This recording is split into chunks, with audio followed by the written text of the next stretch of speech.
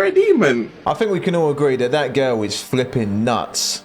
Imagine screaming at a toddler because their dad doesn't have the same political views as you.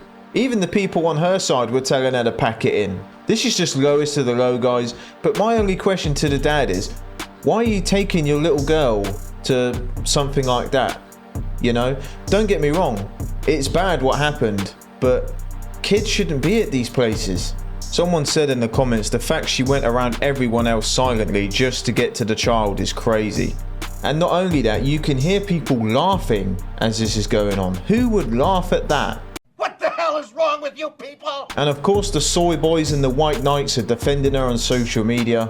If you can defend that sort of behavior, then you're just as bad as she is. The woman behind me is going extremely viral for yelling in a child's face at a Kamala Harris rally.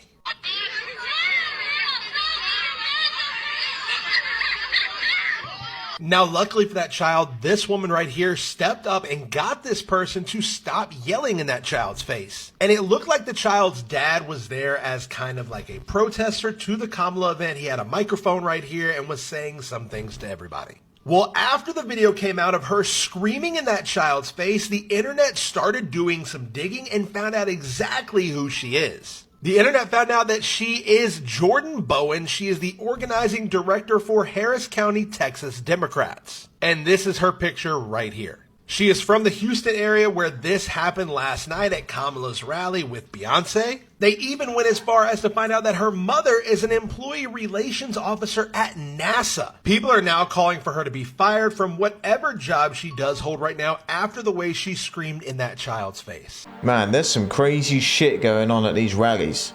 I think she was lucky to get out of that situation without a whooping, because what she did is just the lowest of the low. And the interesting thing, when you try and look this video up, a lot of them have been taken down. It looks like to me the media don't want people seeing this. And I've seen a few comments from these guys saying like, oh, we should leave her alone because she might have been tired, angry because of what was going on. Like, of course the simps are going to say that, aren't they? I want to talk to the kids. I bet you do. I bet you do. But you won't be allowed to, actually, because you're an adult and you should talk to other adults.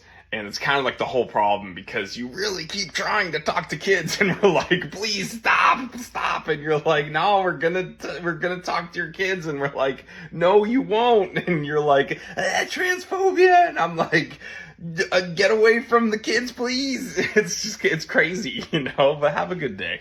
I had to come all the way here on my day off just because you haven't texted me. Okay, but you told me to not contact you anymore. That doesn't mean don't contact me. Are you dumb? Like, you said to me you would appreciate no further contact. You broke up with me. That was me then. That doesn't mean you don't speak to me for 2 weeks to even care about my life. I could be dead for all you know. You're acting like you don't know where I live. You could have come. You could have emailed me. How dare you? What do you mean, how dare I? You blocked me. You told me to not contact you. I sent you text after text after text after text, and then you sent me a big whole paragraph, yeah, explaining, saying, oh, the feelings aren't the same anymore, and now you'd appreciate for me to leave you alone. Just because I blocked you doesn't mean you're actually blocked. What's wrong with you? But you told me to leave you alone. This is why I hate men. Guys, this is so true, because girls say one thing, but they actually mean another. They just like to play these games. They just like to play these stupid games, man. This actually happened to me.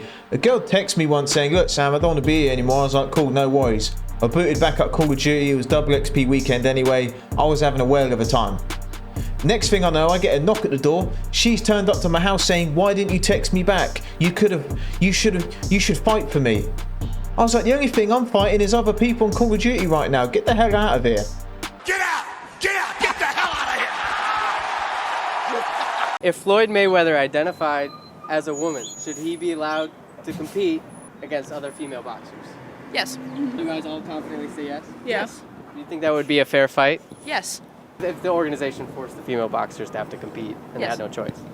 Yeah, okay. Yep. Well, here's a real story as well. Fallon Fox also went through puberty as male, and fractured a woman's skull in a fight. I look at that and go like, I don't think that's women's rights. I don't know, isn't it like boxing? It's just like dangerous overall. Yeah, anybody could fracture someone's skull, I mean. You can, but you have a much higher chance, especially if you have like a biological advantage with your bone density, higher center of gravity, all the things that are advantaged by going through puberty as being male. You take that with you into a fight. So it sounds like you guys are all in agreement still. Yeah.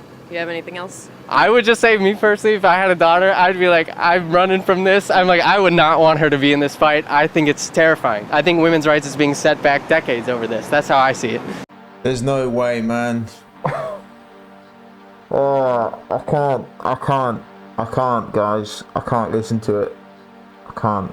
This is an easy way to tell me that these girls have never been in a combat sports or ever watched it for that matter. Because I can tell you, and I'm pretty sure most of us watching can say, that's like leading someone to a slaughter. It really is.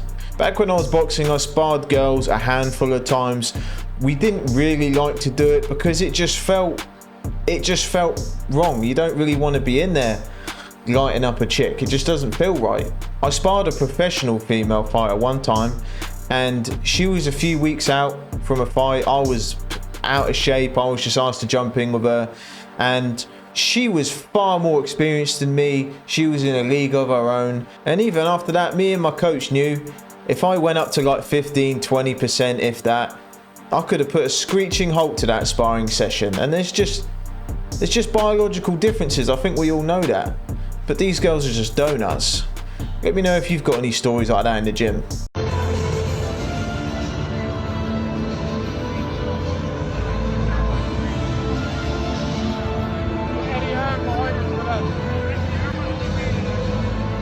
I will just say, if I was dating a woman and she posted something like this to a public social media, that is instant grounds for dismissal. Our relationship would be terminated immediately. Because I don't want to be the person that is clearly holding you back from seeking an opportunity to have a fling with a famous British boxer. You go right ahead. Like, how would we feel if a man made a video like this at an event with his girlfriend with the caption, "My girlfriend's right next to me, but the ring girl is over there"? Because as we know, for men, the other woman doesn't need to be a high-profile celebrity for them to get a wandering eye. The point is, when you have enough self-respect for yourself as a person, and you end up in a relationship with somebody who thinks that this is acceptable behavior, you realize you stand to lose absolutely nothing by ending this relationship. You only stand to gain. Being and staying single is much better than being in a relationship with the wrong person.